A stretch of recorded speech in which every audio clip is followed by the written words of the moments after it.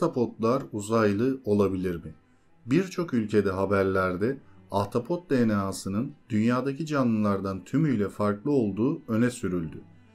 Peki kabuksuz bir kafadan bacaklı olan ahtapotlar genetik açıdan diğer yumuşakçalardan çok farklı oldukları için gerçekten uzaylı mı? Birlikte görelim. Yumuşak uzaylı. Bilim insanları ahtapot DNA'sını bilgisayarla ilk kez tam olarak analiz ettiler ve ahtapot genleriyle diğer omurgasız canlı türleri arasında büyük farklar olduğunu tespit ettiler. Öncelikle ahtapot DNA'sında bulunan genlerin sırası farklı.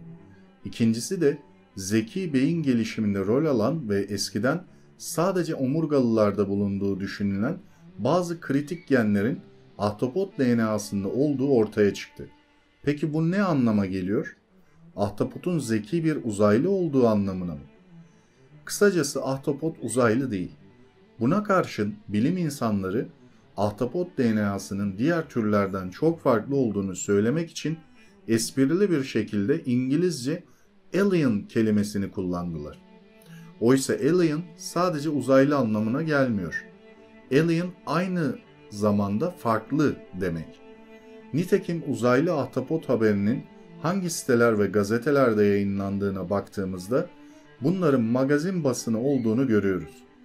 Özetle ahtapotun uzaylı olduğu haberi asparagas. Chicago Üniversitesi Nöroloji, Organizma Biyolojisi ve Anatomi doçenti Clifton Rathscale konuyla ilgili açıklamasında şunları söylüyor. Geçenlerde kaybettiğimiz İngiliz zoolog Martin Wells, ahtapotlar uzaylıdır demişti.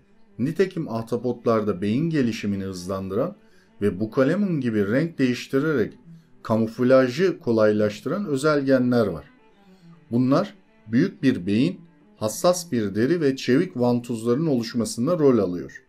Ancak Rathscale ahtapotlarda dünyadaki hiçbir canlı türünde bulunmayan tümüyle farklı genler var demiyor.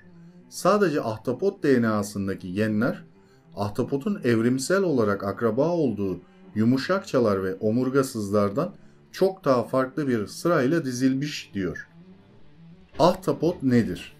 Ahtapot hakkındaki bilimsel gerçekleri merak ediyor musunuz?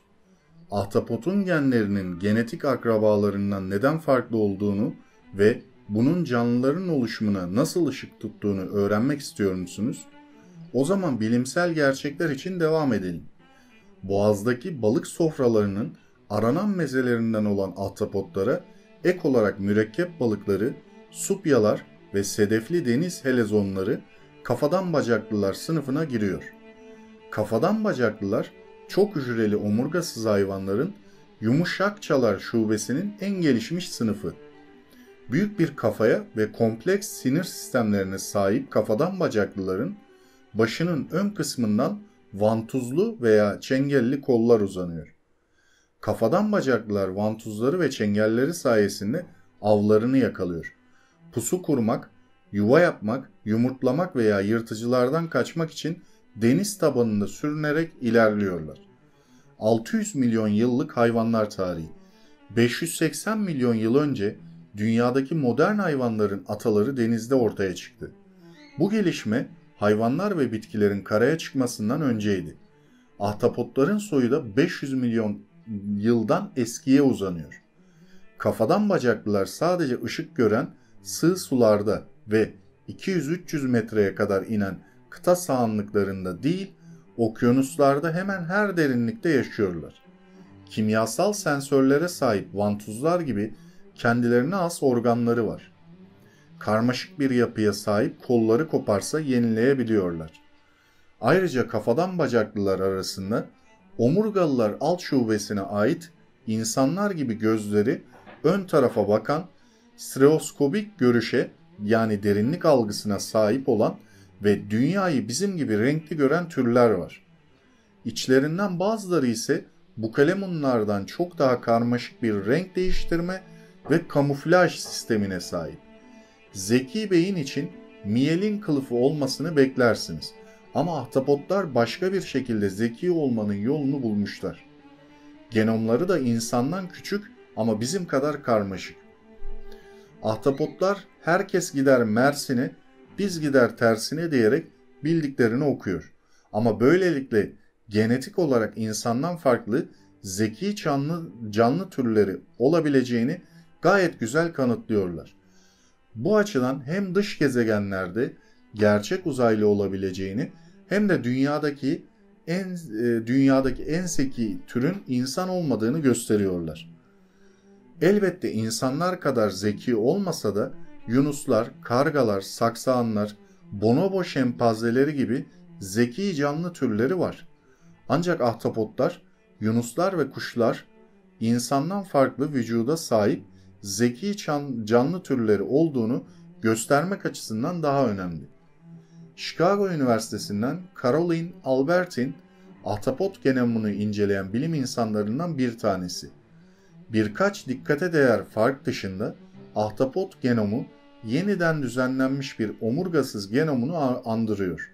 Tıpkı genomu bir blender'a koyup karıştırmışsınız gibi. Bu da haliyle genlerin yeni bir genomik ortamda yer almalarına sebep oluyor. Bu kesinlikle karşılaşmayı beklemediğimiz bir şeydi. Kısacası yapılan araştırmalar ahtapotların bu dünyaya ait olmayan bir genoma sahip olduklarını ortaya koyuyor. Chicago Üniversitesi araştırmacıları tarafından yayınlanan makale, ahtapotların uzaylı genlerine sahip olduğunu iddia ediyor. Bu iddia daha uzun süre deniz biyologları arasında tartışmalara sebep olacak gibi görünüyor. Kim bilir, belki de evrenimizin gizemlerinin büyük bir çoğunluğu tepemizdeki gökyüzünde değil, ayaklarımızın altında yatıyordur. Evet, ahtapotlar uzaylı olabilir mi diye bir soru üzerinden oluşturduğum çeşitli araştırmaların birleştirilmiş makalesi bu. Ahtapotlar uzaylı mı kısmında evet bir üniversitenin çalışması var, makale içinde de bahsettim. Ama bununla alakalı çok fazla spekülasyon da var. Yani direkt sanki uzaylılar getirmiş ahtapotları buraya yerleştirmiş gibi. Halbuki yapılan araştırmalarda dikkat ederseniz makale içinde de belirtmiştim. 580 milyon yıl öncesine ait ahtapot geninin ya da incelemesinin, belki karbon 14 ile yapmış olabilirler bu incelemeyi, tam olarak detayını bulamadım ama ahtapotların muhtemelen 580 milyon yıl önceden beridir dünyamızda olduğunu gösteriyor. Bu şu olabilir, ekstra bir teoridir. Yani bir düşünce deneyi diyebiliriz burada. Oluşturalım bunu da. Ahtapotların genlerini ya da ahtapotların oluşumuna sağlayacak mikroorganizmaların gelişi belki de asteroidler aracılığıyla olmuş olabilir. Yani dünyamıza ve dünyamızın bu oluşum sürecinde bombardıman dönemi yaşamış, o dönemde dünyaya düşmüş asteroidlerle beraber gelmiş olabilir. Genom farkı da buradan çıkıyor olabilir. Burada şunu da dile getirmek isterim. Genel evren açısından baktığımızda biz de bir uzaylıyız. Yani ahtapotlar ayrı bir uzaylı gibi görmeyin. Muhtemelen dünyamızda bu şekilde gelmiş, aynı suyun taşındığı gibi asteroidlerle gelmiş bir mikroorganizma açısından gelişmiş ve evrimin tamamlamış bir tür olabilir. Zaten bilim insanları da bunu araştırırken ahtapotlar direkt uzaylıdır diye araştırmıyor. Ama uzaylı genine sahip diyorlar. Yani bizlerden farklı bir gen ya da dünyamızda yaşayan canlılardan farklı bir gene sahip olduklarını ileri sürüyorlar.